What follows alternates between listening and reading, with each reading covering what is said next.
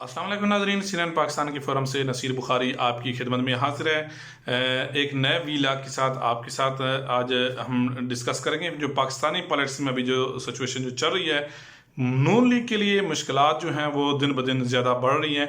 बिलावल साहब के बयान के बाद काफ़ी मुश्किलात जो PDM के अंदर हैं उनमें भी कुछ दरारें सामने पड़ना शुरू हो गई हैं। फिर कल मौलाना साहब ने एक बयान दिया था शब्बर जैदी साहब के हवाले से, उस हवाले से भी बात करेंगे। लॉन्ग मार्च की तैयारियां कब से शुरू हो रही हैं उस हवाले से भी बात करेंगे। इन तमाम तरह इशू से डिस्कस करने से पहले आपसे रिक्वेस्ट है, हमारा जो चैनल है CNN पाकिस्तान, इसको सब्सक्राइब ज़रूर कीजिएगा। नाज़रीन, सबसे पहले हम शुरू करते हैं बिलावल साहब की जो स्टेटमेंट थी गिलगित बल्तिस्तान का जो इलेक्शन हुआ है उसमें भी आपको पता है नाज़रीन किस तरह से अपोजिशन ने धांधली का शोर मचाया है। हालांकि जो बाज़ाहिर हमने देखा और फाफान बाकी इदारे थे इंटरनेशनल तौर पे भी उन इस इलेक्शन को सराहा गया। चंद जगह पे कुछ इस तरह के वाक़यात जो सामने जो रूनुमा उसकी उस हवाले से भी चीफ इलेक्शन कमीशन जो गिलगित बल्तिस्तान है वो इस हवाले से इन टच हैं। तो वहाँ पे भी बेसिकली नून लीग को जो है वो काफ़ी शिकस्त, बुरी तरीके से शिकस्त का सामना हुआ। गिलगित बल्तिस्तान इलेक्शन में बिलावल साहब काफ़ी दिन जो है कमोबेश 3 हफ्ते से वहाँ पे रहे हैं। पीपल्स पार्टी ने बेहतर पोजीशन रही है उनकी नून लीग से, लेकिन यहाँ पे मैं PDM का जो एक और बड़ी अहम जमात है, बल्कि जो PDM के जो सदर हैं मौलाना फजल रहमान साहब, उनको वहाँ से रसवाई हुई है।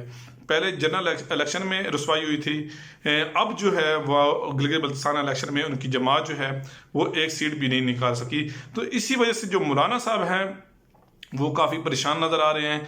फिर कल जिस तरह मीटिंग हुई PDM की, उन्होंने इंतहाई अहम बयान दिया। वैसे तो उनका जो बयानिया है इमरान खान साहब की, वो कहते हैं कि किसी किस्म के मुज़ाकरात नहीं होंगे। हमारे जो अब जो मुज़ाकरात का जो सिलसिला था वो थम चुका है। नेक्स्ट आने वाले दिनों में हम देखेंगे कि आगे जो जिस तरह हम जलसे कर रहे हैं, जो हुकूमत है वो घबरा रही है। फिर जिस तरह खान साहब ने एक अच्छा ऐलान किया है ख़ास तौर पे जो अपनी जमात के हवाले से कि कोई किसी किस्म के कोरोना की सिचुएशन देखते हुए किसी किस्म की जलसे नहीं करेगी, लेकिन उसके बरक्स देखा है कि आज भी मनसेरा में नून लीग ने एक मुजाहरा किया, वहाँ पे एक जलसे से खिताब भी किया मरियम साहबा ने। उसमें भी काफ़ी जो उनका अग्रेसिव स्टाइल है सिलेक्टर और सिलेक्टेड पे उन्होंने काफ़ी, जिस तरह मियाँ साहब आजकल बयान दे रहे हैं, तो सवाल तो कुछ ये भी पैदा होता है कि मियाँ साहब वोट्स की इज़्ज़त दो का नारा लगाते हैं। उनकी पार्टी जो है मरियम साहबा जो हैं वोट को इज़्ज़त दो का नारा लगाती हैं। तो वैसे तो चाहिए तो यही है कि मियाँ नवाज शरीफ साहब को भी कि मुल्क को इज़्ज़त दो का वो वापस आएँ और अपना इलाज करवाएं, जमहूरियत की खातिर आ जाएँ, क्योंकि वहाँ पे इतना अरसा उन्होंने गुजारा है। तो वहाँ पे भी उनको चाहिए कि आके जहाँ पे जो मकामी, जहाँ पे एक मिडिल क्लास फैमिली का जिस तरह इलाज हो रहा है तो उसको भी प्रमोट करना चाहिए। मौलाना साहब ने जो कल दोबारा टॉपिक पे आते हैं, जो मौलाना साहब ने कल PDM में एक अहम नुक्ता बयान किया, वो शब्बर जैदी साहब जो साबिक FBR के चेयरमैन रहे हैं, उस हवाले से उन्होंने एक बात की है। कहा जी शब्बर जैदी साहब इसलिए उन्होंने वो छोड़ दिया कि 400 अरब का मामला था जो और इस तरह की जो करप्शन हो रही थी, इसी वजह से इन तमाम जो उन्होंने इल्ज़ामात भी लगाए। जिस तरह एक और स्कैंडल आया है, बल्कि आज इंटरनेशनल अदारे BBC ने भी उसको कवर किया हुआ था। सज्जाद जो है मुस्तफ़ा डिप्टी डायरेक्टर FIA, उन्होंने भी इस तरह के इल्ज़ामात उनके भी सामने आए। तो शब्बर जैदी साहब ने बड़ा इंटरेस्टिंग किस्म के इसका रिस्पांस भी उन्होंने कहा।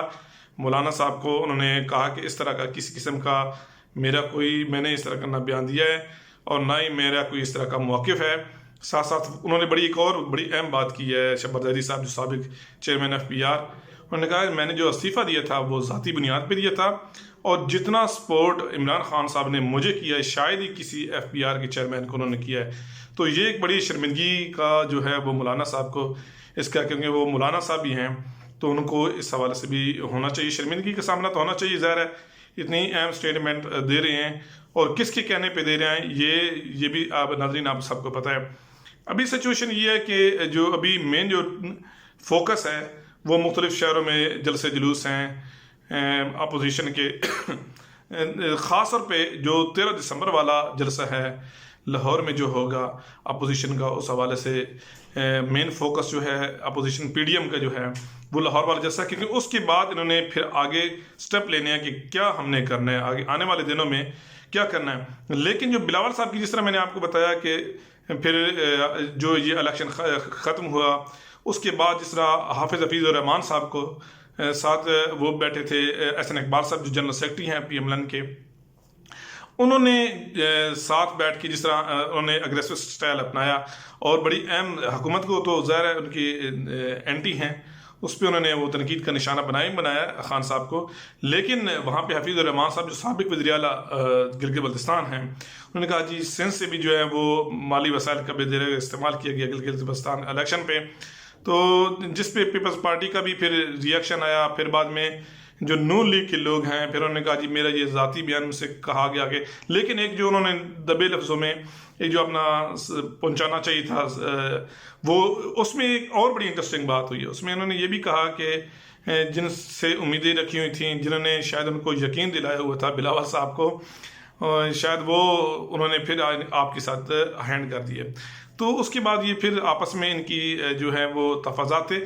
اب جو سچویشن بنی ہے وہ پی ڈی ایم نے 5 رکنی کمیٹی بنائی ہے آگے آنے والی یہ چارٹر آف پاکستان کے نام سے, جس میں خرم دستگیر صاحب ہیں, احسن اقبال صاحب ہیں,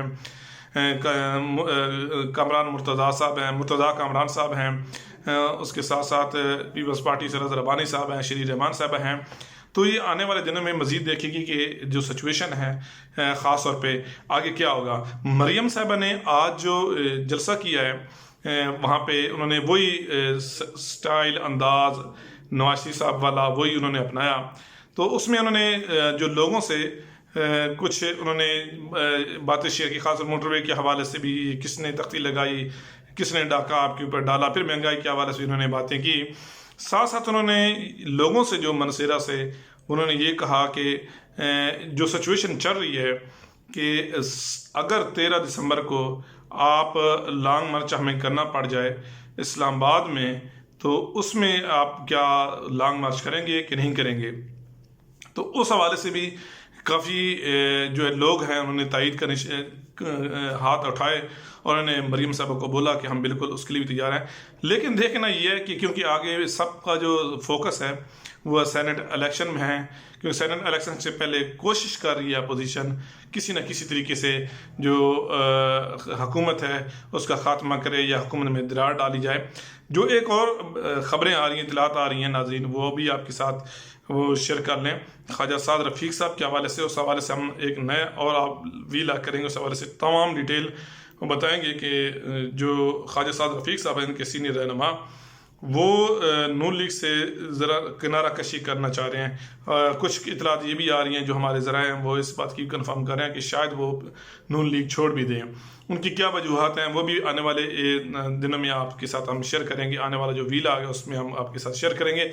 ابھی جو سچویشن جو بنی ہے, اب دیکھنا یہ ہے کہ جو 8 دسمبر کا جو جلسہ ہے, خاص طور پہ جو 13 دسمبر کا جو جلسہ ہے جس پہ آج حلف لیے جا رہے ہیں کہ ہم فوکس کریں گے اور حکومت کو گرائیں گے.